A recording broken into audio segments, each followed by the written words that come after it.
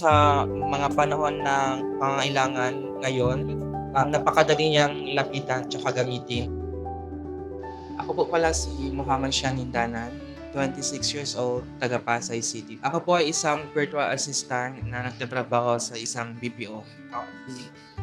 Kanina pinagkakastusan ko, renta ko po nasa 4-5, siguro nasa 6,000 kasama na yung tubig at ilaw.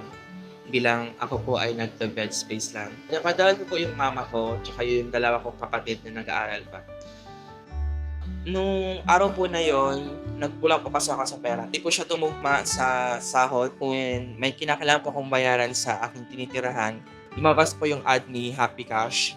Nagdesisyon po ako humiram. Bago ko po pinili si Happy Cash, nag-research pa muna ako eh. Nung lumabas po yung ad, so tinignan ko po, tapos napag-alaman ko naman po na isa po itong lehitimong naman po, lending app. O napagdesisyonan ko na humiram at subukan kung paano yung proseso ng mga lending app. Hindi pa nagustuhan ko pa yung Happy Cash dahil ng unang hiram ko, sobrang baba lang po ng interest. And then, mataas po yung range kung kailan mo siya mababayaran. Nag-fill out lang ako ng information po, tapos ID, isang ID lang po. Tapos after nun, lumabas na po yung offer. Tapos nung tinanggap ko po yung offer, after yun po ilang minuto pumasok na po siya agad.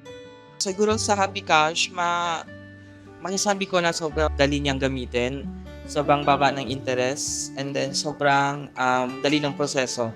Kaya siguro sa mga panahon ng pangangailangan ngayon, napakadali niyang lapitan tsaka gamitin since hindi po siya gano'n kakomplikadong gamitin and madali lang po siyang intindihin kung paano po yung proseso.